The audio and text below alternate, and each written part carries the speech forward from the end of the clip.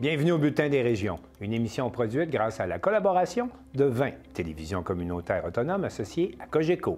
Bonne émission. Alors, qu'est-ce que ça évoque pour vous, le 5-10-15? C'est un espace absolument magnifique. C'était des belles professions dans ce temps-là? J'ai fait 40 ans, madame. Non. Je vois l'homme comme un arbre parce que l'homme prend racine comme l'arbre. Avez-vous l'impression qu'il y a une relève pour ça? Est-ce qu'il y a des jeunes qui vont pour pas que ça se perde? C'est cette année que ça vaut vraiment la peine de venir au marché public. Ça représente une belle tradition, en fait, qui est un peu un porte-bonheur pour les pêcheurs.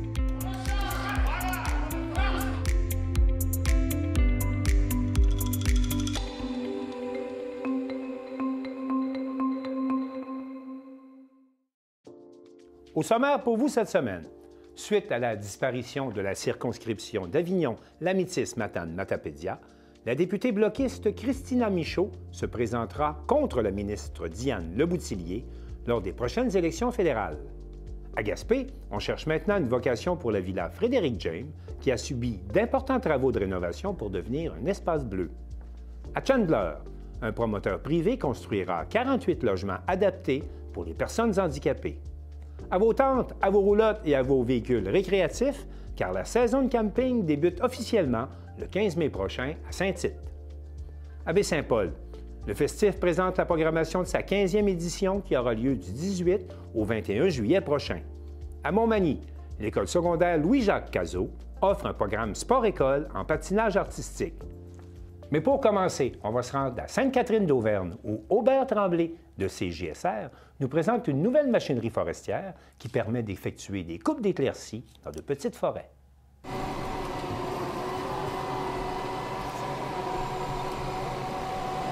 Cet engin peut vous paraître gros, mais il est pourtant destiné aux petits propriétaires forestiers qui veulent récolter certains arbres sans trop briser la forêt. C'est même la plus petite machine de ce genre au Canada, plutôt étroite, avec un long bras pour aller chercher les arbres plus loin. Bref, la machine idéale pour faire une coupe d'éclaircie. C'est la spécialité de la compagnie suédoise qui l'a fabriquée, Malwa. This is a big practice in Sweden. We have a more practice of doing thinning in Sweden compared to Canada and Quebec. Here you have been cutting the big wood for long time, and I think maybe now you need to take care of also the small wood. Cette machine spéciale arrive directement de Suède. C'est la première de ce modèle en sol canadien. Elle est vendue ici par Logmax, une entreprise suédoise qui a des bureaux à Kosapskal, au Québec. Ça fait déjà plusieurs années qu'on est distributeur des têtes Logmax. Puis là, ça fait presque 2 ans présentement qu'on est rendu avec Malwa. Jusqu'à date, on a un bon succès. À la fin de l'année, on va avoir au-dessus de 20 machines livrées Malwa au Canada. Pas ces machines pareilles à celle-là, là. Celle-là, c'est la première qui arrive au Canada. Ouais. On a 5 autres qui s'en viennent comme ça, déjà prévendues. La machine appartient à l'entreprise Econo de Sainte-Christine d'Auvergne, qui offre des services d'aménagement forestier. Les gens aiment avoir des petites machines pour faire attention à la régénération puis être capable de cultiver nos forêts pour avoir des arbres, mais à perpétuité. Pas couper une coupe totale, puis après ça, planter des arbres et attendre 80 ans avant d'aller chercher du bois. Econo avait organisé une démonstration de sa nouvelle machine cette semaine. Ça se passait dans une forêt qui avait besoin, justement, d'éclaircies. On va faire une première éclaircie pour enlever les tiges les moins belles, donner une chance aux autres de grossir puis de prendre de la valeur. OK. Normalement, ils vont revenir dans combien d'années? Dans 5 à 10 ans, on pourra revenir faire une deuxième éclaircie. OK. Puis la dernière récolte, ça va se faire? Ça va être, idéalement, on essaie d'y aller toujours en continu, de jamais arrêter. OK. On va revenir, on va toujours nous en récolter un petit peu, mais jamais tout récolter. OK. L'épinette noire, on a un problème avec l'épinette noire à cause du réchauffement de la planète. Fait que l'épinette noire, elle meurt. Si on la laisse mourir, on ne récolte rien. Tandis que là, on va prélever l'épinette noire qui va donner une chance à la régénération de pousser. Donc, on va avoir du bois à perpétuité à ramasser, puis on va donner une chance aux sujets qui veulent sortir. Sylvain Naud est convaincu que ce type de machine sera de plus en plus utilisé à l'avenir, et pas seulement par les petits propriétaires forestiers. Il y a beaucoup de plantations qui ont 35-40 ans, qui sont dues depuis 10 ans pour une première coupe, puis elle n'est pas faite encore. Donc, les arbres ne poussent pas comme ils devraient pousser.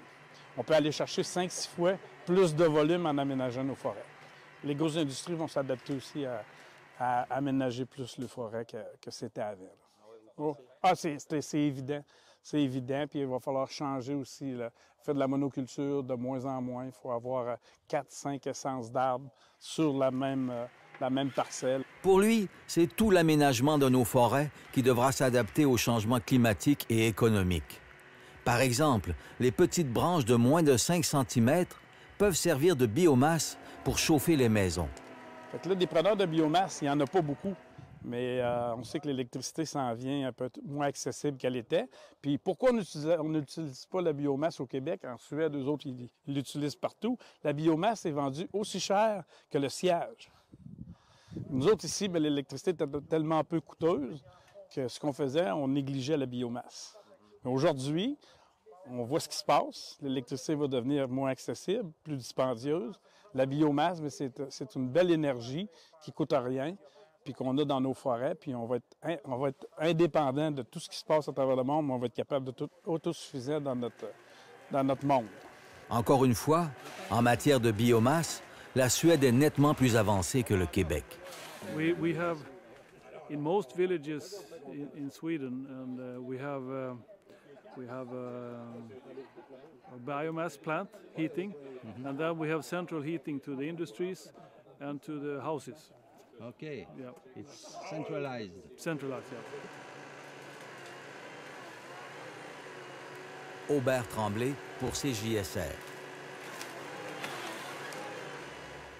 Marc Baudouin de la télévision de la Matapédia rencontre Christina Michaud, la députée bloquiste qui se présentera lors des prochaines élections fédérales contre la ministre Diane Leboutillier.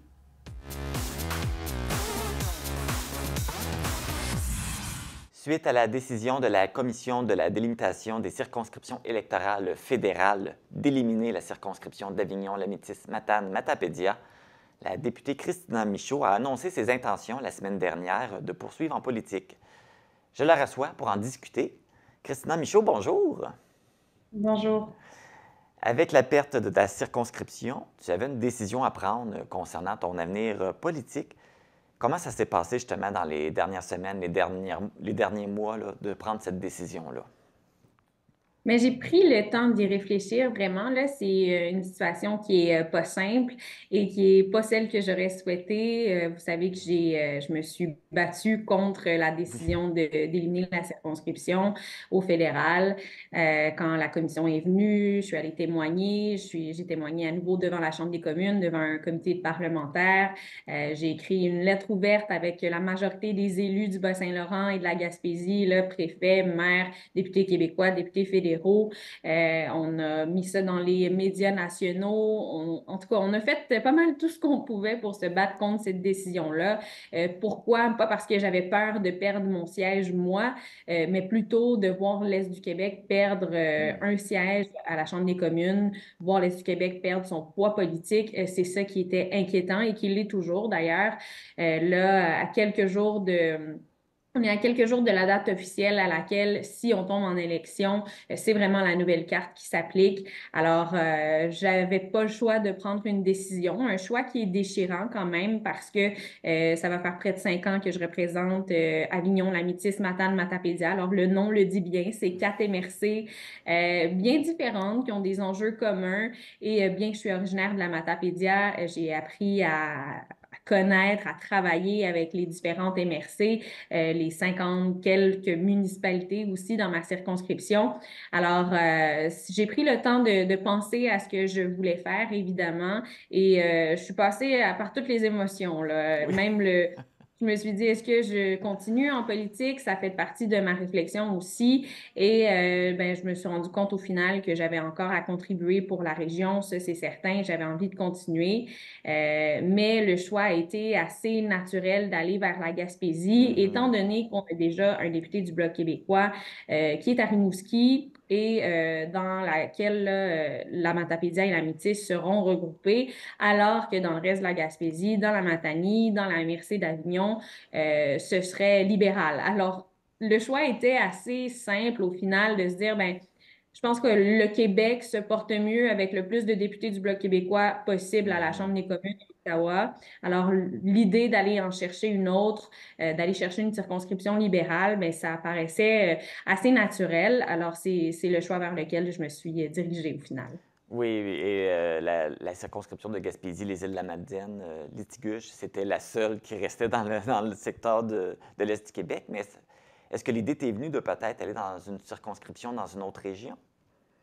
Pas vraiment. Il y a des personnes qui me l'ont demandé, étant donné qu'on éliminait la mienne et qu'on en créait une nouvelle dans les Laurentides. Les gens disaient, ah, ben, tu pourrais aller là sûrement, mais pour moi, ça faisait pas de sens d'aller faire de la politique ailleurs que dans mon coin de pays. Là. On a quand même une grande région et je me sens autant Bas-Laurentienne que gaspésienne là, pour avoir représenté les deux côtés. Alors, non, pour moi, c'était certain que je voulais continuer de faire de la politique ici. Je le dis souvent, là, s'il y a une chose, il y a évidemment plein de belles choses qui sont ressorties de mon engagement politique dans la région, mais s'il y en a une, c'est le fait de revenir habiter la région aussi. Et j'avais pas envie de partir. Alors, ça, c'est certain que ça a joué dans ma réflexion. Si tu es élu dans ta nouvelle circonscription, tu vas continuer de représenter les citoyens d'Avignon et de la Matanie, mais tu ne représenterais plus les électeurs de la Métis et de la Matapédia, qui est ton chez-toi. Est-ce que ce sera difficile pour toi de te départir de ces deux secteurs? Bien, c'est sûr. Comme je disais, si ça avait été mon choix, il y aurait encore Avignon, la Métis, Matane, Matapédia à la prochaine élection et je pourrais continuer de représenter ce comté-là, mais c'est pas possible. Alors, fallait que je fasse un choix, mais c'est sûr que c'est déchirant de voir que ma famille, mes amis, mes proches aussi pourront pas voter pour moi à la prochaine élection, c'est sûr. Mais écoutez, c'est une grande région, puis je pense qu'il y a énormément de travail à faire. Et la Matanie et Avignon, je les ai adoptés là, dans les dernières années. Je pense qu'ils m'ont adopté aussi. On a appris à se connaître. Même chose pour le reste de la Gaspésie. Je travaille les dossiers depuis quand même plusieurs années pour toute la Gaspésie. Je veux dire, on parle souvent de pêche, des enjeux qui touchent toute la péninsule gaspésienne et même les îles de la Madeleine. Donc, c'est pas trop de nouveau pour moi. C'est pas comme si j'arrivais de Montréal puis que je voulais représenter la Gaspésie demain matin. On n'est pas là du tout. Là. Je connais les dossiers. Alors, c'est pour ça qu'il y a comme un suivi qui est un peu naturel. Là. Tu connais déjà une de tes rivales, soit la députée libérale et ministre des Pêches, Diane Leboutillier. Comment tu entrevois cette course politique? Bien, écoutez, je le vois comme une campagne comme les autres. Là. Ça va être ma 3e campagne électorale. Alors, je commence à bien connaître comment ça se passe. C'est certain que les adversaires étaient un peu moins présents à la dernière élection en 2021. Là, ça va être autre chose. C'est quand même une ministre libérale qui est là depuis 2015. Alors, ça va être une bataille assez féroce. Et ce que je souhaite, c'est que les propos restent respectueux là, pendant cette campagne électorale puis qu'on se penche vraiment sur les enjeux de la Gaspésie. Je pense que les gens de la Gaspésie et des îles méritent ça, là, qu'on parle vraiment de ce qui les touche et non qu'on fasse des attaques partisanes entre candidats ou candidates dans ce cas-ci. Donc, je souhaite ça, mais on connaît un peu la personnalité de Mme Leboutillier. Là. On dirait que la campagne électorale est déjà commencée, mais je souhaite vraiment que ça reste respectueux puis qu'on puisse se pencher vraiment sur les enjeux qui nous concernent. C'est sûr, se concentrer sur les besoins des citoyens puis des électeurs. Les élections ne sont pas maintenant, on le sait. Alors, c'est quoi ton objectif avant que ta circonscription actuelle ne soit abolie? Mais continuer de faire le travail comme si je pouvais me présenter la prochaine fois dans la même circonscription. Là, c'est pas parce que j'ai fait cette annonce-là que j'arrête de faire le travail dans l'Union, la Métis, Matane, Matapédia. Pour moi, il n'y a rien qui change. Pour mes équipes non plus. On demeure au travail. On continue d'aider les citoyens qui viennent cogner à notre porte. Puis ça, c'est notre travail quotidien. Évidemment, il y a déjà des gens de la Gaspésie qui ont commencé à venir cogner à notre porte. Alors, ça double le travail. Mais c'est vraiment le message que je veux lancer aux gens là, qui disent « Mon Dieu, est-ce que ça arrête demain matin, là, qu'elle n'est plus la députée de la Métis et de la Matapédia? » Non, pas du tout. Jusqu'à la prochaine élection, mon équipe et moi, on continue de faire le travail. Alors, il y a énormément de pain sur la planche. Là. Ce sera le budget fédéral la semaine prochaine. On a beaucoup d'attentes. On veut continuer de cocher certains dossiers. Puis si je peux en nommer un, là, avant de partir, de n'être plus représentante de la Matapédia, ce que je souhaiterais, c'est vraiment que la couverture cellulaire soit réglée. Il y a des bonnes nouvelles cambienne. Il y a des tours qui seront ajoutées un peu partout sur le territoire pour venir couvrir les trous. Alors ça, j'aimerais que ça se passe vraiment avant que je parte. Ces projets-là, c'est toujours étalé sur plusieurs années. Alors peut-être que ce sera confirmé quand je serai là, mais que ce sera finalement complété quand je serai plus là. Mais ça, c'est un souhait que j'ai. Ça faisait partie de mes souhaits que j'avais fait même en 2019, là, la première fois que je me suis présentée. Alors voilà. Est-ce qu'on a une idée un peu quand est-ce que les élections pourraient être déclenchées? Ben normalement, on irait jusqu'à la fin du mandat, même si on est en situation de gouvernement minoritaire. C'est pas un secret que le Parti libéral a fait une espèce de pacte avec le nouveau Parti démocratique, le NPD, et ça le tient au pouvoir. Alors, jusqu'à ce que le NPD décide de déchirer cette entente-là, normalement, on est supposé aller jusqu'à la fin du mandat, qui est octobre 2025. Évidemment, ça peut arriver n'importe quand d'ici là. Peut-être que cette entente entre les libéraux et le NPD peut se briser. Alors, il faut rester prêt, mais en ce moment, il n'y a pas nécessairement de rumeurs d'élection, bien que les annonces pré-budgétaires apparaissent un peu comme des annonces préélectorales. Mais habituellement, quand une élection se prépare, là, on entend pas mal d'affaires, puis ça commence à bouger, à grouiller dans les partis politiques. Là, c'est pas le cas, donc on continue de faire le travail en espérant que ce soit 2025. Là, on a quand même eu des élections en 2019, puis en 2021. Je pense que si on pouvait aller jusqu'à la fin de ce mandat-là, ce serait bien. C'est quand même bien, il te resterait encore une bonne année là, pour compléter tes dossiers puis atteindre tes objectifs. Exact. Christina Michaud, merci. On souhaite que les gens de la Gaspésie vont t'accorder leur confiance comme nous, on l'a fait ici dans la Matapédia. Je le souhaite, puis j'en profite pour remercier les électeurs de la Métis et de la Matapédia qui m'ont fait confiance en 2019 et en 2021. C'est sûr que c'est déchirant de ne pas pouvoir les représenter à nouveau la prochaine fois, mais je tiens à les remercier quand même. On va quand même être proches, on va être voisins. Oui. Merci. Merci à vous.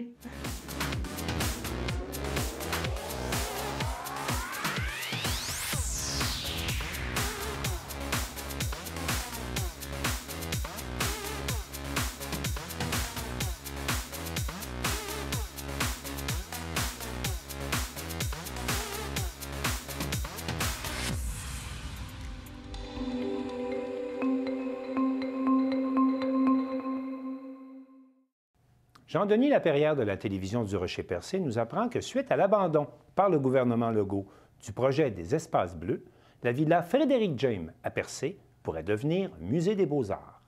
Alors, je suis en compagnie de Jean-Marie Fallu, président de Patrimoine Gaspésie. Bonjour. Bonjour. Donc, le gouvernement a mis fin à son programme Les Espaces Bleus. Donc, l'avenir du musée, pas du musée, mais de la Villa Frédéric James, on ne sait pas qu'est-ce qu'il va devenir avec ça, mais le député de Gaspé a hérité du dossier. Donc, vous avez écrit une lettre au député. Parlez-moi un peu de pourquoi cette lettre-là. Bien, l'abandon du projet d'Espace Bleu avec la Villa James peut être vu comme une mauvaise nouvelle, mais pour nous, c'est une bonne nouvelle dans le sens que ce projet-là avait bien été amorcé sur un volet. Le gouvernement actuel voulait restaurer dans chacune des régions du Québec un immeuble patrimonial d'importance. Alors, le choix pour la Gaspésie de la Villa James était très, très approprié. Et nous avons toujours salué ce geste en termes de prévention. Par ailleurs, ce qui posait problème, puis qui mettait de l'aile un peu qui mettait du plomb dans l'aile du projet, c'est que on voulait en faire un musée qui aurait été géré par le Musée de la civilisation à Québec. Et déjà, on avait décidé du contenu. On voulait parler de personnages importants au Québec. Maurice Richard, Céline Dion, etc. Honoré. Dans le fond, le gouvernement voulait mousser la fierté d'appartenance des Québécois, autrement dit l'identité québécoise. Et ben, ça venait jouer sur les plates-bandes de ce qui existait déjà, le musée de la Gaspésie. en 2021, venait d'inaugurer une exposition à la Confluence des mondes, une exposition qui s'est méritée un prix de l'Association des musées canadiens. Donc, ça tombait très mal parce que ça venait jouer sur les plates-bandes du musée régional qui fait déjà ce travail-là d'identité gaspésienne. Et à l'époque, on avait intervenu, Patrimoine Gaspésie puis d'autres, en leur disant, d'abord, consultez le milieu, puis aussi faites, jouez pas sur les plates-bandes de d'autres. Autrement dit, mettez en valeur, déjà en 2021, j'écrivais une lettre à l'époque à la ministre de la Culture en lui disant, écoutez, mettez en valeur ce qui n'est pas beaucoup mis en valeur à date et qui mérite de l'être davantage, soit le patrimoine artistique de Percé, parce que Percé a connu une histoire vraiment très riche au niveau des artistes et des écrivains. Mais ils ont quand même cheminé avec un comité consultatif, mais on ne savait jamais qu'est-ce qui se décidait, parce que c'était sous le signe de la confidentialité. Et jusqu'à tout récemment, le projet n'avait pas l'approbation sociale. Et puis aujourd'hui, c'était à contre-courant. En 2024, là, on ne vient pas dire aux Gaspésiens qu'est-ce qu'ils ont à faire. On les consulte et puis après ça, on prend des décisions à leur faveur. C'est pour ça qu'actuellement, c'est une bonne nouvelle de savoir que c'est le député de Gaspé à qui on a confié le mandat. M. Sainte-Croix a fait des études en histoire, il a été conservateur au Musée de la Gaspésie, il connaît très bien le domaine. Et puis, j'aime bien son approche. Alors lui, il consulte les gens. Là. Il va y avoir une rencontre le vendredi 5 avril. Et puis, ceux qui veulent s'exprimer sur le sujet pourront le faire. Mais nous, on a voulu tout de suite, en appui à une position qu'avait prise le muséologue Jean-Louis Lebreu, qui a pris sa retraite l'an passé, et qui rappelait à juste titre qu'il fallait que le gouvernement respecte son projet d'origine, qui était un projet muséal. Donc, parce qu'actuellement, on disait, on en laisse au milieu décider qu'est-ce qu'ils feront avec le bâtiment. Mais nous, on dit non, il faut, pour ce qui est du sous-sol, qui est aménagé aux normes rigoureuses de la muséologie, c'est grand temps que ça soit vraiment consacré au patrimoine artistique et littéraire de la Gaspésie.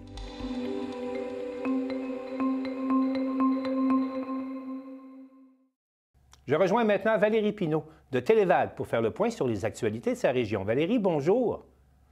Bonjour, Martin. Valérie, pouvez-vous d'abord nous préciser sur quel territoire vous diffusez Télévague et quel territoire vous couvrez? Oui, on couvre deux MRC, la MRC de Bonaventure et du Rocher-Percé. Et puis, on couvre de la ville de Bonaventure à Chandler. C'est un territoire qui est assez vaste quand même. Oui, quand même, je vous dirais plus d'une centaine de kilomètres. Quelles sont les principales industries que l'on retrouve dans votre région? Bien, c'est sûr que c'est la pêche et puis le tourisme. Comment se présente la saison de pêche qui commence? Est-ce qu'il y a beaucoup d'inquiétudes chez vous? Bien, nous, notre secteur, c'est surtout, on a beaucoup la pêche au homard. OK. Fait que ça, depuis les dernières années, ça va quand même bien, les prises, la valeur du homard aussi avait augmenté. De ce côté-là, ça va bien. On a un petit peu de bateau de crabe, mais c'est plus vers Percé, là, et en Haute-Gaspésie, la côte de Gaspé. Et présentement, vous vous préparez là, pour la saison touristique qui va commencer là, dans quelques semaines. Oui, c'est en plein ça. Et la pêche au homard commence dans 2 semaines. On va vous souhaiter tout de suite une bonne saison de pêche. Hein, c'est important pour votre économie. Puis on va parler un peu de ce qui se passe par chez vous. Alors, chez vous comme ailleurs, on voit ça ailleurs au Québec également, on commence à assister à la disparition des guichets automatiques. Oui, effectivement. Bien, le Mouvement des jardins avait annoncé au début de l'année qu'il allait couper 30 % dans tout le Québec les points de service et des guichets. Ça n'a pas été long, ça n'a même pas pris un mois. Ils ont annoncé qu'ils fermaient les guichets automatiques et nos points de service de Newport et de Port-Daniel-Gascon. Le problème avec ça, c'est qu'on se ramasse avec un territoire de 72 km qui n'a aucun guichet automatique. Fait que là, la population et les représentants des municipalités concernées se sont présentés. Ah ben oui, ils ont fait une pétition. Puis ils se sont présentés la semaine passée avec une lettre qui demandait la démission au complet du conseil d'administration de la Caisse Centre-Sud gaspésien et puis une séance extraordinaire pour expliquer les raisons de la fermeture. Parce que avant la fermeture, on ne vous a pas expliqué pourquoi on fermait ces 2 guichets. Les seules raisons qu'ils ont données, c'est par le président du conseil d'administration via un média écrit qui a seulement dit que c'était une décision qui a été prise à l'unanimité. Les gens qui ont préparé la pétition, c'est quoi leurs arguments pour dire hey, écoutez, il ne faut pas procéder comme ça, on a besoin de nos guichets? C'est quoi les principaux arguments qu'on retrouve dans la pétition? Bien, ils soulignent que c'est une coopérative, puis que c'est comme un manque de respect envers leurs membres. Parce que beaucoup de gens, encore, surtout ici en région, là, même moi, quand je vais au guichet automatique, on le voit, il y a encore plein de gens qui font leur mise à jour avec le petit livret au guichet. Beaucoup de personnes âgées, puis c'est le problème des transports. C'est long, là, un long territoire, pas de guichet automatique sur 72 km, c'est quand même gros. Donc, on oblige les gens à aller sur les plateformes électroniques. Je pense à Accéder Desjardins, où on peut faire ces transactions. Mais il y a une partie de la population qui n'est pas prête à aller là, si je comprends bien. Effectivement, oui.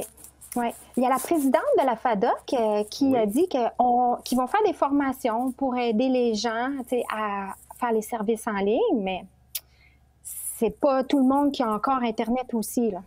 Alors, à suivre, parce que si je comprends bien, il n'y a pas de décision encore finale. Bien, les guichets sont fermés, mais la pression s'accentue pour réouvrir ces guichets-là.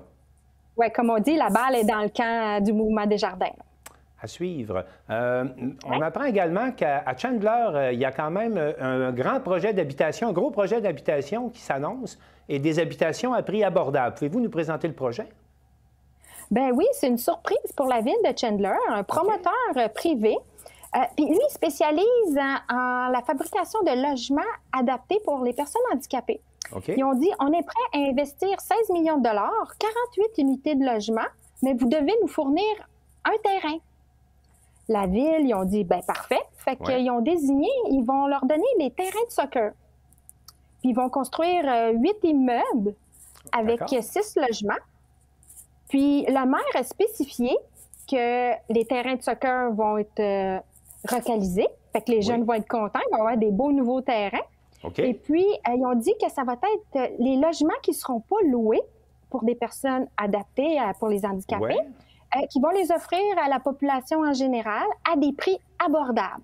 Est-ce que je dois comprendre que c'est un projet 100% privé? Il n'y a pas d'argent public là-dedans, outre le terrain là, qui est donné par la municipalité? Effectivement, mais je ne peux pas vous dire, par exemple, du côté de la compagnie Ang Logement, peut-être qu'eux autres, ils ont des subventions pour faire des logements pour les personnes handicapées, mais il n'y a pas de subvention auprès de la ville. Non. Ils ont juste fourni le terrain. On prévoit la mise en chantier à quel moment, pour une livraison, à quel moment de ces nouveaux appartements-là? Il devrait, ben là, c'est sûr que, vu la saison de soccer, ça devrait commencer à l'automne. OK. Donc, on va laisser les jeunes utiliser leur terrain une dernière fois cette année, puis on va préparer des nouveaux terrains pour l'an prochain. Oui. Dernière nouvelle de votre côté. Parlons un peu de vos transports collectifs. Il y a comme une initiative nouveau genre là, que vous mettez de l'avant pour permettre à plus de gens, notamment des personnes âgées, à utiliser le transport collectif. Oui, effectivement, le transport collectif, le régime, il voulait comme inciter, il voulait cibler les personnes de 50 ans et plus, et puis ceux qui habitaient plus loin de la 132. C'est un projet qui se déroule dans la MRC de Bonaventure. Puis c'est 2 trajets pilotes. Il y en a un qui va partir de Chigaweg jusqu'à New-Carlisle, et il y a un autre trajet de Cascapédia-Saint-Jules qui descend jusqu'à New Richmond. Qu'est-ce qui est intéressant de ces 2 trajets-là pilotes? C'est que c'est gratuit. Et puis, ça s'adresse à tous quand même. Puis, ils vont venir nous chercher près de notre domicile. Fait que ça peut être intéressant pour quelqu'un qui reste dans des rangs plus loin en arrière, ou tu sais, des fois c'est 15 km plus loin. Fait que c'est pour inciter les gens avec le transport collectif et à l'utiliser. Puis ils ont juste... Oui? J'allais dire, parce qu'il y a un réseau important là, de transport collectif là, dans votre coin de pays. Là, on s'en doute pas, mais je pense qu'il y a quand même beaucoup de services qui sont offerts là, à la population. Ah oui, il y a quand même là, plus de 35 trajets sur tout le tour de la Gaspésie et les îles de la Madeleine. Puis aussi pour inciter pour inciter les personnes âgées, l'été, le transport collectif, il est gratuit pour les 65 ans et plus. Dites-moi, est-ce qu'on a des chiffres sur l'utilisation du transport, de cette mobilité collective-là que vous offrez? Est-ce que c'est un service qui est populaire? Bien, justement, ils viennent de sortir leurs chiffres pour 2023. Okay. Ils ont fait de plus de 85 000 déplacements, quand même. Oui, et puis 27 000 déplacements pour les transports adaptés. Fait qu'on voit quand même qu'il y a un engouement pour le transport collectif. Et là, on espère donc, avec un service adapté, augmenter encore la clientèle en se rendant plus près des gens qui demeurent encore un peu plus loin des centres. C'est effectivement, oui. Bien, Valérie Pinault, merci beaucoup pour ce tour des actualités chez vous et je vous dis à la prochaine. Merci. Merci à vous.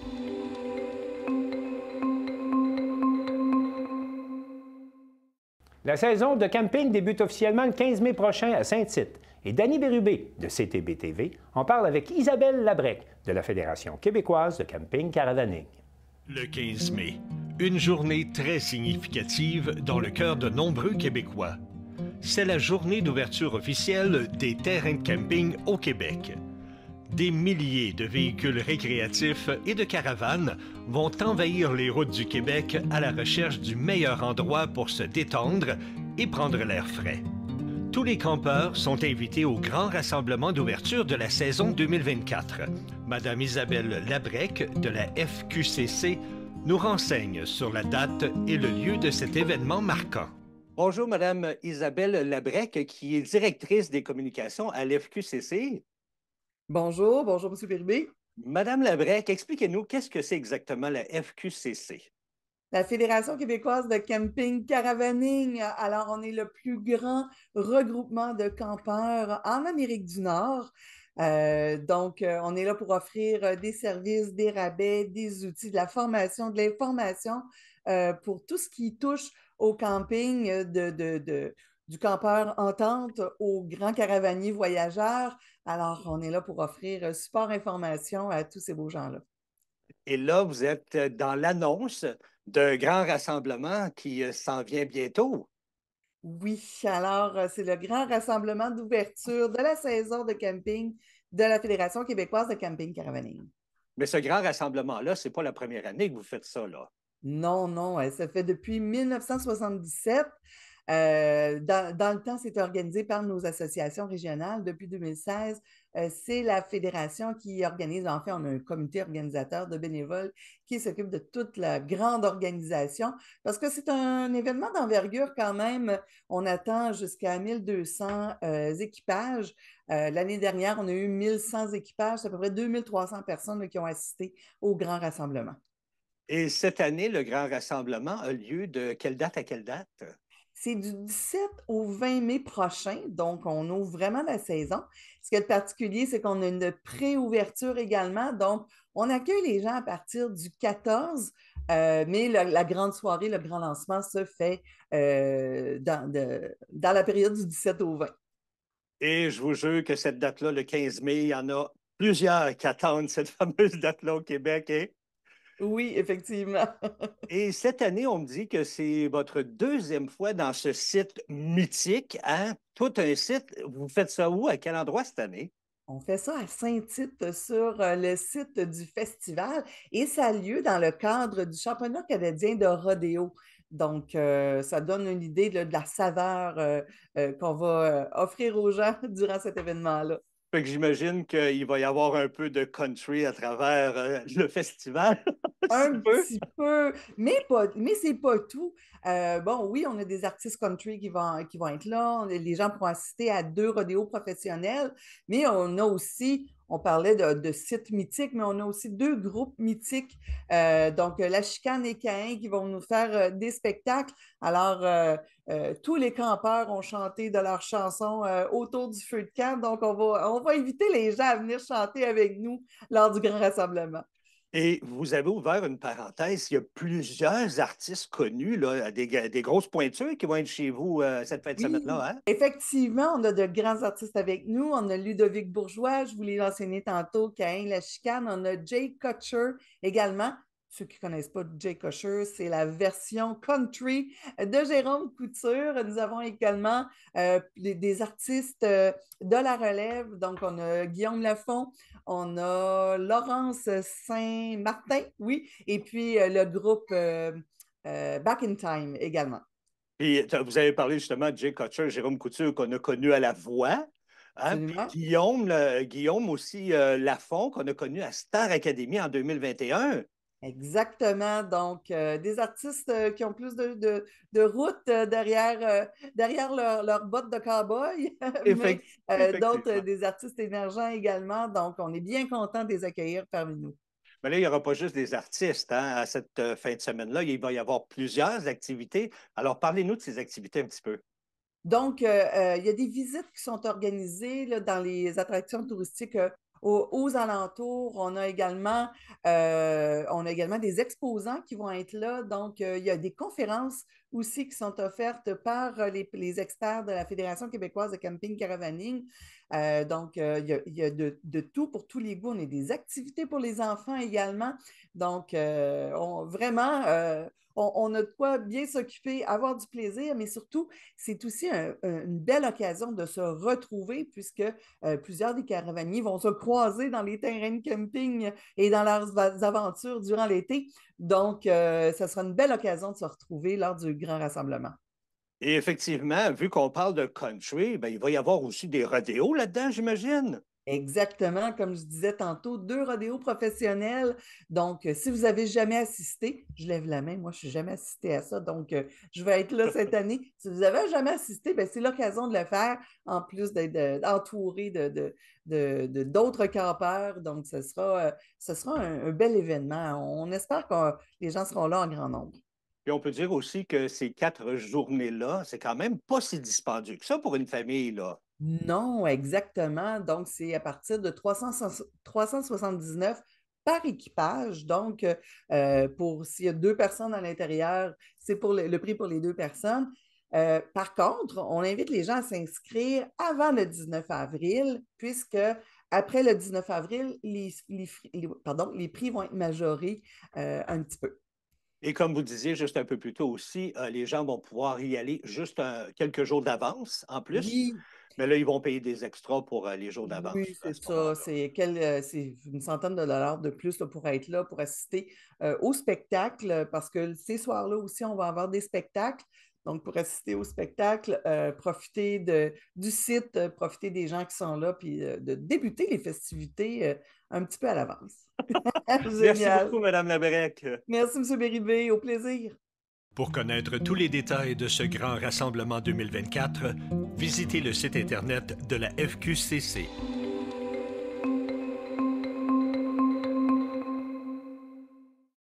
Lydia Duchesne de TVCO rencontre Clément Turgeon, le directeur général et artistique du Festif, qui nous présente la programmation de la 15e édition du Festif qui se déroulera cet été du 18 au 21 juillet.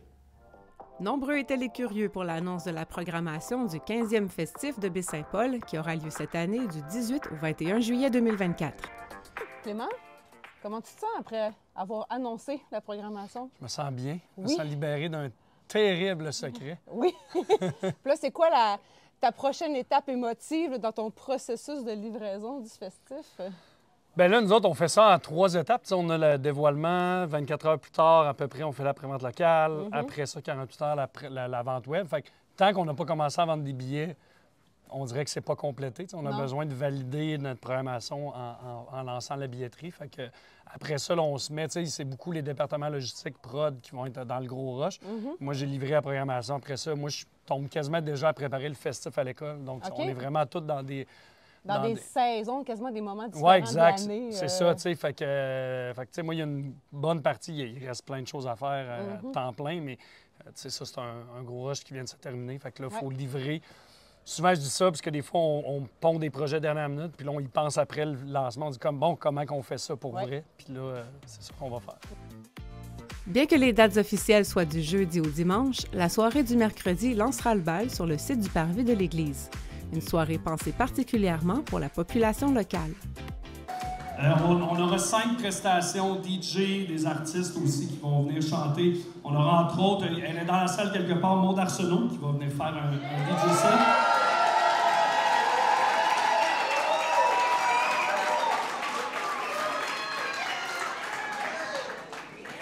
Doff aussi qui est un artiste de Saint-Urbain, donc qui roule sa bosse depuis très très longtemps.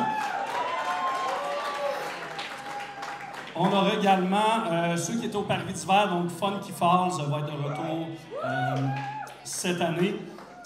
Joanna Magic aussi, une DJ de Calgary qui va être là, qui est excellente, qui tourne beaucoup, un petit peu partout sur les scènes électroniques. Et Lost Camper, un artiste de Baie-Saint-Paul aussi, excellent rappeur. Okay. Parle-moi donc un peu de ce projet des jams. Comment tu les appelles, les jams? Les jams de l'arrière-pays. De l'arrière-pays. D'où vient cette idée-là, puis qu'est-ce que vous voulez mettre de l'avant? Bien, ça fait 3-4 ans que je voulais le faire, là, vraiment. Au début, on voulait faire des shows directement dans des maisons des jammeux. Puis, ça se fait dans certaines régions. Un peu comme à l'époque, quand on allait chez les gens, ouais, ça se rassemblait dans la cuisine. Ben oui, c'est ça qu'on voulait faire au départ. Là, l'engouement était tellement gros qu'il y a du monde de toutes les municipalités qui voulaient venir. Fait qu'on a dit, au lieu d'aller chez les gens, on va faire descendre tout ce monde-là d'un peu partout, puis on va créer des rassemblements musicaux, des jams et tout ça. Puis le volet peut-être photographique, je suis allé dans un festival, ça aux Pays-Bas, puis eux, ils faisaient venir des musiciens locaux, mais de partout dans le monde. Puis ils ont fait un expo, puis je trouvais ça vraiment le fun de lire sur ces artistes-là avant d'aller les voir. Fait que là, il y a tout ce projet-là qui est mélangé à ça. Le projet va réunir près de 25 artistes des 4 coins de Charlevoix, Saint-Urbain, Baie-Saint-Paul, Petite-Rivière, Île-aux-Coudes, Malbaie, Saint-Siméon, Clermont, Saint-Urbain et bien plus. Ce projet est rendu possible avec la MRC de Charlevoix-Ouest et Charlevoix-Est. Et évidemment, je crois qu'elle est dans la salle, Suzy Gagnon, qui est vraiment la coordonnatrice du projet, qui a approché chaque personne individuellement, qui est allée nous recruter les meilleurs musiciens folkloriques de la région. Il va y avoir également une exposition photo qui va être présentée dans le secteur de l'église à l'extérieur durant le festival. Vous allez pouvoir découvrir ça. C'est 10 portraits de musiciens de la région qui vont être présentés.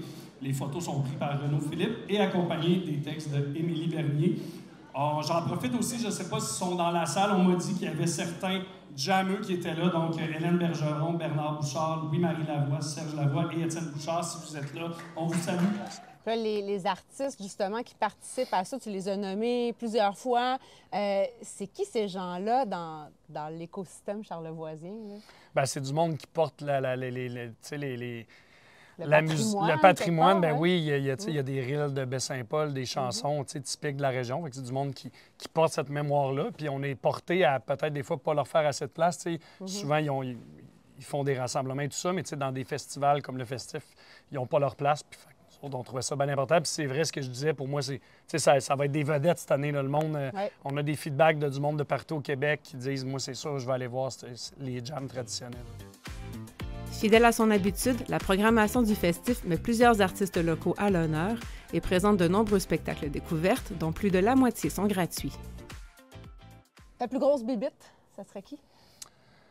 Bibite, écoute, il y en a plusieurs. Il y a Model Actress, un groupe de New York qui font du post-punk industriel, noisy, c'est bruyant, c'est vraiment extrêmement déroutant. Le chanteur va toujours dans la foule chanter avec tout le monde et tout ça. Ça, c'est un show qui va être assez déroutant. Je suis content aussi, il y a l'espace promutuel où on va faire plein d'affaires. Il y a Yuki Sami, qui est la flûtiste de Teke Teke. Ça, je pense que ça va être vraiment bon.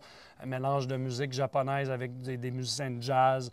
un petit trio dans le sous-sol de la Galerie Iris. Donc, une petite salle, ça va être restreint comme accès aussi, j'imagine. Oui, mais des fois, j'aime mieux, c'est mieux des fois des petites salles remplies, puis qu'il y a une vibe de « faut que tu sois là » pour que les gens se sentent privilégiés. Ceux qui étaient savent. C'est ça, exactement.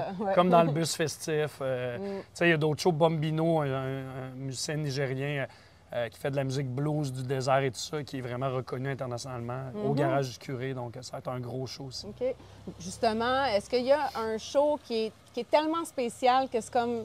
C'est le show, c'est l'occasion unique de voir ça. Là. Y en a-tu en particulier? Ben, je te dirais, tu sais, lui que je viens de dire, Bombino, j'invite les gens, tu sais, ceux qui ont vu Dakar Braka l'année passée, le groupe ukrainien, tu sais, tout le monde est ressorti de là en disant c'est marquant. Ceux qui ne sont pas allés, on sent qui ont manqué quelque chose. Exact. Puis je pense que ça va être ça avec lui. Je pense que c'est un show à pas manquer. Mais tu sais, il y en a pour tous les goûts. Je pourrais dire, tu sais, pour certains, ça va être Yves Lambert qui fait ses 50 ans de carrière gratuit au centre-ville à la microbrasserie. Tu sais, la soirée avec Carco Half Moon Run, Le Roi, la Rose, le Loup, c'est un gros line-up. Donc, tu sais, il y en a de tous les bars, de tous les centres. Les scènes restent sensiblement les mêmes que l'année dernière, à l'exception de la scène Le Pantoum, située derrière l'ancienne auberge La Muse, qui sera désormais la basse-cour des viandes bio.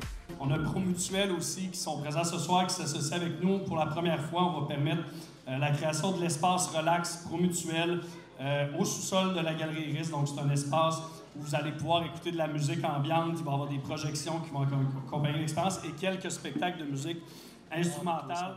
Pour finir, il y en a-tu un qui était plus particulièrement difficile là, à aller chercher ou qui était comme une espèce de fantasme que tu avais puis que tu as enfin réussi à faire venir à Baie-Saint-Paul cette année? Bien, il y en a que c'est toujours compliqué, c'est les fanfares. Là, on a une fanfare de Boston qui a même fallu ralentir leur enthousiasme parce qu'ils voulaient arriver avec 35, puis c'était impossible. Puis là, on a trouvé des compromis, tout ça, puis tu sais, accueillir autant de gens et tout ça. Là, on est en train de magasiner des gymnases, installer des lits de camp, tu sais, c'est des grosses logistiques juste pour les fanfares. Tu sais, ça en était un qui n'a pas été facile à gérer. Tu sais, il y en a d'autres, c'est un petit band là, tu sais, qui va jouer à Caserne de Pompiers, un groupe d'Amsterdam qui ne voulait pas venir sans avoir d'autres spectacles. Fait que moi, je leur ai monté une tournée de d'autres dates au Québec. Fait que ça, des fois, on en fait, puis ça, c'est compliqué. Là, puis des fois, c'est là, tu deviens booker pour d'autres festivals quasiment à ce moment-là. C'est ça, tu sais, je croyais au band assez pour dire ça vaut la peine. Fait que là, ils vont faire un show à Québec, à Montréal, dans le coin d'Ottawa aussi. Fait que c'est rendu que des fois, on bâtit des tournées pour que le band vienne à Baie-Saint-Paul. Oui, c'est quelque chose de commun, j'imagine, entre les festivals, justement, de bâtir une prog un peu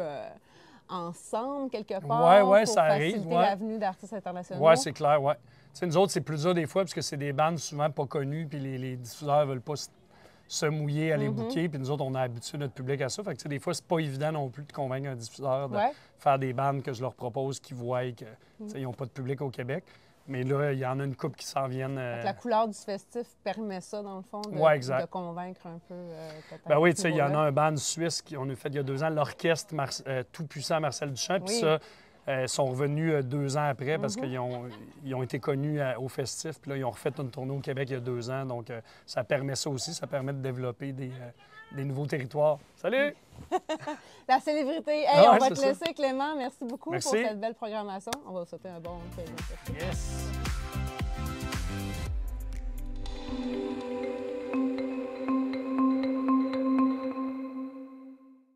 Michel Montmagny de CMA TV nous présente le programme Sport-études en patinage artistique de l'école Louis-Jacques Cazot à Montmagny. On se retrouve au cœur de l'aréna de Montmagny, ce bel aréna qu'on a ici à Montmagny. Je suis en compagnie de Sophie Mercier. Sophie est présidente du club artistique de Montmagny. Bonjour Sophie. Bonjour. Et je suis en compagnie de Vincent Poulain, qui est directeur adjoint de l'école Cazot.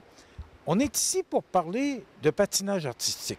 Bon, moi j'apprends aujourd'hui là, qu'il y a des cours qui se donnent en patinage artistique ici à Montmagny via l'école Cazot. Sophie, expliquez-nous exactement c'est quoi, comment sont donnés ces cours-là, comment sont dispensés?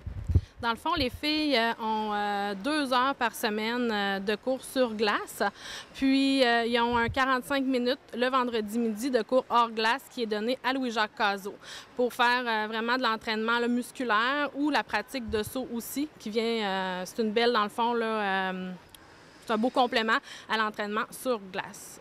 Bon, d'où est venue l'idée d'organiser ces cours-là? Dans le fond, on veut garder nos gens à Montmagny. Il y avait déjà de différentes concentrations à Caso. Ça faisait quelques temps qu'on cogitait un petit peu sur le projet, si je peux dire. Puis, on a approché l'école secondaire. On avait aussi des gens qui étaient intéressés à faire partie de la concentration. On a trouvé aussi un entraîneur parce que c'est ça aussi l'enjeu, là. C'est très important. Puis, c'est comme ça, là, dans le fond, que le projet a commencé. Vincent, expliquez-moi, l'école Caso, c'est quoi son implication là, pour pouvoir offrir ces cours-là ici à Montmagny? Bien, au même titre qu'on le fait pour d'autres concentrations sportives, nous, on s'assure avec notre équipe d'intervenants d'offrir les conditions à l'intérieur de l'école, de dégager du temps aussi dans l'horaire des élèves pour qu'ils soient en mesure de poursuivre leur travail en classe, mais aussi de venir là, pratiquer leur passion. Dans ce cas-ci, c'est le patinage artistique. Bon. Est-ce que c'est un cours qui est noté? Est-ce qu'il est académique? Non, ça se fait en parallèle par rapport aux activités là, qui sont déjà vues là, au bulletin des élèves. Donc, on est en parallèle, on travaille là. C'est un petit peu un projet en parascolaire, si on veut. Donc, nous, ce qu'on fait, c'est qu'on dégage du temps, mais c'est pas là, nécessairement au bulletin des élèves. Là. Bon. Mais c'est pas noté, c'est pas, il n'y a pas d'examen pour ça. C'est vraiment là, un loisir que l'école Caso a. Un loisir, oui. Même, je dirais aussi qu'il y a quand même aussi un certain volet peut-être compétitif. Là, si je prends l'exemple du patin, il y a des filles qui patinent quand même à un haut niveau. Nous, l'intérêt qu'on avait, c'est d'offrir, d'augmenter finalement les heures de pratique de ces filles-là qui s'entraînaient déjà un certain nombre d'heures le soir avec le club de patinage. Mais là, en ajoutant ces heures-là aussi sur du temps scolaire, bien, on a espoir que les filles, oui, s'amusent, c'est important, mais peut-être que certaines aussi ont pu se développer et atteindre des niveaux plus élevés là, dans leur discipline. Là. C'est pas du sport-études, on se comprend, mais est-ce que c'est la nouvelle tendance de l'école Caso? Parce qu'on a récemment fait une chronique sur le golf. Est-ce que c'est la nouvelle tendance de l'école? C'est sûr que le bassin actuel ne nous permet pas nécessairement d'offrir du sport-études proprement dit, mais on a le sentiment qu'avec ce qu'on a développé dans les dernières années, on est une belle alternative locale qui répond aux besoins de nos élèves, des familles aussi. Puis on pense que c'est quelque chose qui est un modèle qu'on peut encore continuer de développer puis de poursuivre, comme on a fait avec le patinage, mais la gymnastique, la natation, le golf, il y a du hockey. Fait que il y a beaucoup de choses qui se passent, puis c'est un modèle qui semble bien répondre aux élèves puis aux besoins des familles. Sophie, ça s'adresse à qui? Parce que là, on voit les jeunes filles là, qui tournent autour de nous. Là. Ça s'adresse à qui? Quel âge? Qu'est-ce qu'on veut cibler? Dans le fond, premièrement, il faut que les filles fassent partie du club de patinage artistique. Puis il faut quand même qu'elles aient atteint un certain niveau de patin. C'est sûr que ça ne sera pas une petite fille qui va débuter dans les cours privés. On va l'offrir beaucoup plus là, aux filles au niveau du secondaire, donc secondaire 1 à 5. OK. Comment on choisit ces filles-là? Ben, d'abord, ils s'inscrivent, là, mais s'il y en a 25, on en parlait un petit peu avant la chronique, s'il y en a 25, on n'est pas capable là, de pouvoir donner ce cours-là à 25 personnes. Comment ça fonctionne pour les inscriptions? Dans le fond, là, avec le niveau de... Pas le niveau, mais le nombre de patineuses qu'on a au club, on l'offre vraiment aux filles qui sont au secondaire. Généralement, là, c'est pas mal, je vous dirais, on a 18 patineuses au privé. Sur 18 patineuses, il y en a 9 qui font la concentration. Fait que c'est quand même très bon. Quand on compte que les autres filles sont mettons, au cégep ou au primaire, là, fait qu'on est bien content du nombre de filles. Mais pour l'instant, on demande juste que les filles soient quand même... Il n'y a pas de niveau spécifié pour l'instant, là, je vous dirais. Là. Parce que là avec les places qu'on a et tout, bien, on est capable de les combler là, avec les filles du club, dans le fond. Bon, moi, la question, c'est à savoir, ils viennent ici, ils pratiquent, il n'y a pas d'examen, il n'y a pas on ne mesure pas leur apprentissage. Ça donne quoi, tout ça? Dans le fond, dans le patinage artistique, ça prend beaucoup de pratique. Fait que je vous dirais, c'est vraiment de donner un temps supplémentaire aux filles de s'améliorer. En pratique, assez souvent, ça va vite. Ils pratiquent leur solo qu'ils vont faire en compétition. Fait qu'ils n'ont pas nécessairement du temps pour apprendre, perfectionner leur mouvement. Tandis que là, en rajoutant une plage de 2 heures, bien, ça va être un 2 heures que les filles vont essayer des nouvelles choses, qui vont encore plus perfectionner leur mouvement, leur saut, leur pirouette. Puis aussi, bien, si on regarde un petit peu la performance au niveau des filles, bien, je vous dirais que les filles du club performent quand même très bien au aux compétitions. On a une fille justement qui a fait qui est dans la concentration, qui a fait les provinciaux. Fait que c'est quand même très bon, là, je pense, pour notre bassin de patineuse. Comment va notre club de patinage artistique à Montmagny? Cette année, ça va très bien, je vous dirais. Oui, cette année? Cette année, cette année, on a quand même un très bon nombre d'inscriptions au Patinage Plus. Donc, on est très contents. On a quand même aussi une belle relève au niveau des coachs là, qui s'en vient. Donc, plus qu'on a de coachs, plus qu'on est capable d'accepter des nouveaux sur le privé. Puis, on a aussi là, un bel engouement au niveau des jeunes qui voudraient passer du Patinage Plus au privé. Donc, on travaille tout ça. Vincent, il y a eu une petite diminution de la clientèle à l'école Cazot et là, c'est parti dans l'autre sens. Est-ce que toutes ces activités-là qu'on offre, on les a nommées tout à l'heure, entre autres, récemment, on a parlé du golf, est-ce que ça attire la clientèle? Est-ce que c'est un beau modèle qu'on veut aller plus loin avec ça pour inciter les gens à venir et à rester à l'école Cazot? Bien, écoutez, nous, c'est sûr qu'on croit à cette recette-là. Effectivement, les chiffres ont tendance à montrer que depuis quelques années, là, la hausse de clientèle dans notre école secondaire est remontée. C'est positif. On est très contents. C'est un modèle qu'on croit. Puis à chaque année, là, depuis les 5-6 dernières années, là, il y a eu l'ajout d'une nouvelle discipline. Fait c'est une voie qu'on prend. On a instauré un petit peu plus des concentrations sportives, mais on est en réflexion aussi pour répondre à des demandes qui pourraient être un peu plus culturelles, artistiques. Donc, on est en réflexion, on discute avec des partenaires, puis on pense que oui, c'est peut-être un des facteurs. C'est sûr qu'il y en a plusieurs qui expliquent une hausse de clientèle dans une école, mais nous, on pense, on y croit, puis que c'est peut-être un des éléments qui ont changé cette donnée-là. Alors, je suis en compagnie d'Annabelle, Camille et Béatrice, qui sont justement du patinage artistique, là, pour ce cours qui est dispensé à l'école Cazot. Pourquoi tu as été inscrit? Parce que tu étais déjà dans le club de patinage artistique. Pourquoi? Bien, c'était surtout pour avoir une période de plus pour patiner. Puis aussi, bien, c'est une coach différente qu'on ne voit pas souvent. Fait qu'elle peut nous donner d'autres trucs pour nos sauts pis tout. Et où tu veux aller? C'est quoi tes objectifs? Bien, c'est sûr que je veux patiner le plus longtemps possible, mais ça, je ne le sais pas encore. Bien, où que je vais me rendre, je vais être fière. C'est pour l'instant. Camille? Bien, moi, j'aimerais ça me rendre le plus loin possible, puis patiner jusqu'à temps que j'ai des enfants, puis pouvoir leur transmettre ça, parce que c'est vraiment un beau sport. Qu'est-ce que ça t'apporte de plus, ce cours-là, en plus déjà de la formation que tu as dans le club de patinage? Bien, je dirais que ça m'apporte plus d'heures de patin, fait que c'est sûr que je m'améliore. Puis, puisque j'ai une autre coach, comme Annabelle disait, bien, ça nous apporte, elle nous fait faire d'autres choses qu'on ne fait pas normalement, puis ça nous pratique d'autres habiletés. Béatrice? Moi, c'est aussi le fait qu'on a une autre coach qui nous apporte différentes façons de s'entraîner, nos sauts de différentes manières pour les réussir, nos pirouettes aussi. Puis moi, j'aime vraiment le fait que c'est ça qu'on ait différents coachs. Puis vraiment, ça fait vraiment une grosse différence cette année. J'ai réussi plusieurs nouveaux sauts, puis j'aimerais vraiment ça, en réussir encore d'autres. Puis le fait qu'il y ait plus d'heures, ça vous aide beaucoup? Vraiment, oui, ça fait une différence. Pour vrai, moi, je l'ai vécu, là, je pense. Puis... Ça fait combien d'années que vous faites du patinage, Béatrice? Et j'ai commencé, je pense, j'étais en maternelle première année. Puis là, j'étais en secondaire 2. Fait que ça fait quand même un petit bout. Là. Moi, ça fait 8 ans à peu près. 8 ans. Et Annabelle? 11-12 ans, oui. Bien, bravo, félicitations. Alors voilà, des jeunes qui apprécient, je pense, cette formation qu'on offre ici à l'école Cazot. Voilà, ça complète. C'est tout pour le bulletin des régions cette semaine. On espère que ça vous a plu. Je tiens à remercier toutes les télévisions communautaires qui ont participé à la réalisation de cette émission et je vous dis à la prochaine.